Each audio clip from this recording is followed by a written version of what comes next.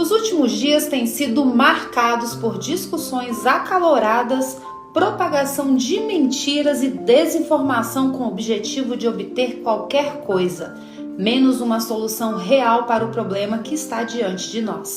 É preciso pensar nas mães violentadas por estupradores e nos bebês prestes a serem mortos. Ambos são vítimas e vamos refletir sobre isso. Eu falo na condição de mulher e de mãe, que acredita em Deus e em seus ensinamentos. Defender a vida de inocentes indefesos, lutar pelos direitos dos mais vulneráveis e ajudar as vítimas das injustiças faz parte da minha história. Eu sou e serei sempre uma defensora da vida, desde a concepção, e busco todas as alternativas que impeçam o aborto. Ato que, além de tirar a vida de um bebê indefeso, deixa dolorosas marcas no coração da mãe que se submete a tal procedimento.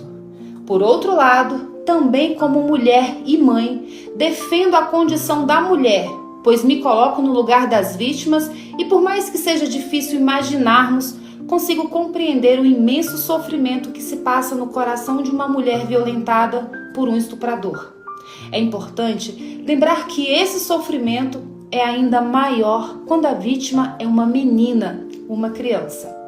O estupro é um crime bárbaro que fere profundamente a vítima. E a sua situação fica ainda mais dolorosa quando a mulher engravida e o aborto passa a ser cogitado. O sofrimento não é só físico, ele atinge a alma e a dilacera. Nesse doloroso impasse, ao contrário do que o atual presidente disse, o monstro nunca será o bebê resultante do estupro e nem a mãe violentada. O monstro, Lula, é o estuprador. Esse criminoso que tantas vezes recebe o presente da saidinha e é defendido pela esquerda. É ele quem deve receber a punição exemplar. E nós vamos trabalhar para que isso ocorra. A mulher, vítima do estupro, passa por uma experiência horrível e isso deve ser seriamente considerado com empatia quando se vai julgar quaisquer condutas de sua parte que são, na maioria das vezes, atos de desespero. O estuprador não é vítima da sociedade como alguns querem considerar, mas ele é sim um monstro destruidor de corpos e de almas e deve ser punido de maneira severa e eficaz, sem regalias. Quanto ao aborto, há alguns dias me manifestei sobre o triste caso da revogação da resolução do Conselho Federal de Medicina que proibia os médicos de praticarem aborto de bebês de 5 meses e meio usando a cistolia fetal, uma injeção que é aplicada diretamente em seus coraçõezinhos, provocando-lhes uma morte dolorosa e sofrida. Esse método é tão cruel que seu uso é proibido na eutanásia de animais, mas, a pedido do PSOL, a justiça autorizou seu uso em bebês. Os médicos fazem um juramento de sempre zelar pela vida das pessoas, e o CFM, que representa a ciência e é garantidor da ética dos médicos, determinou que esses profissionais não poderiam fazer a cistolia fetal em bebês com mais de 5 meses e meio, pois além de ser um método cruel, o procedimento para a retirada dessa criança já seria um pré-parto. Ou seja, mesmo com o bebê morto, a mãe precisará passar pelas dores, sofrimentos e complicações de um parto para retirá-lo. Ambos sofrem, um morre. Independentemente das nossas vontades ou crenças individuais, a realidade é que hoje o Brasil possui uma legislação que trata dos casos em que o aborto não será punível. Toda legislação é passível de alterações pelo processo democrático e os legisladores devem elaborar leis que promovam o bem e defendam a pessoa humana, com um cuidado especial para com os vulneráveis e os nascituros indefesos.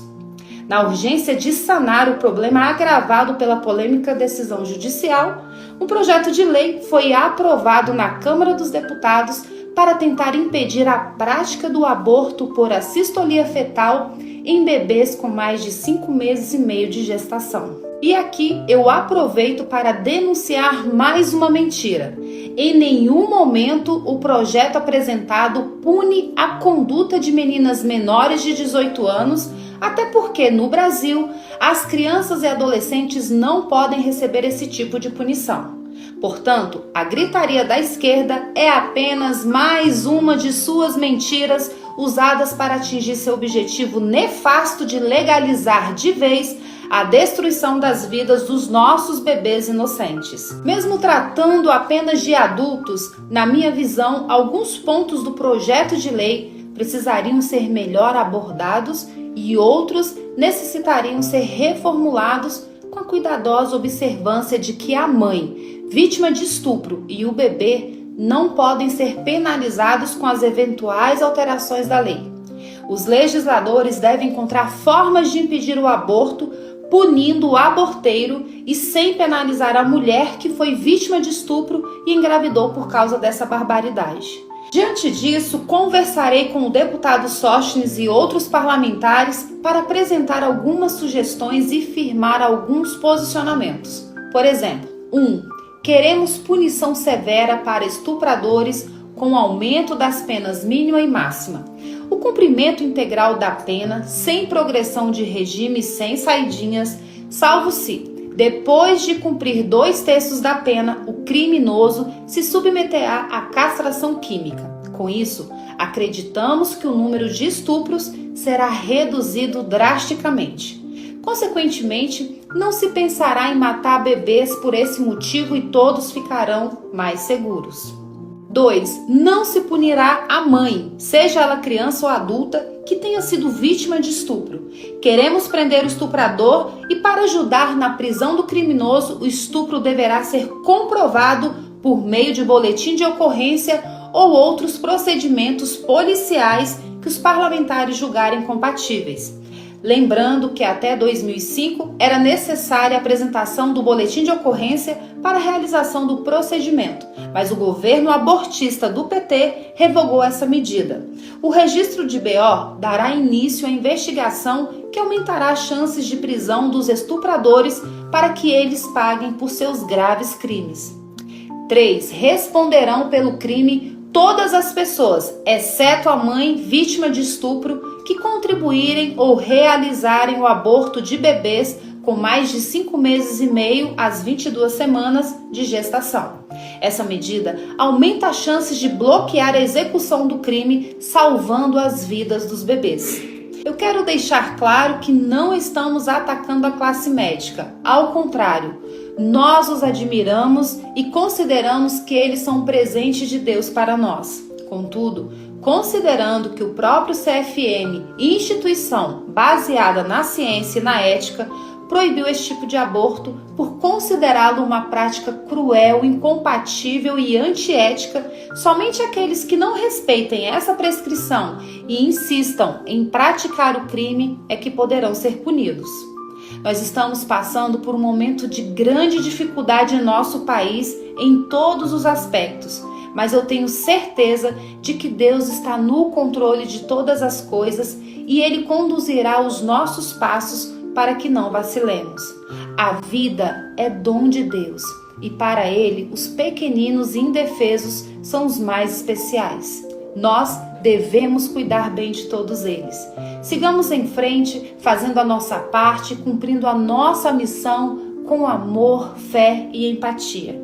Que Deus te abençoe, que Ele abençoe os nossos pequeninos e suas mamães e que Deus abençoe o nosso amado Brasil.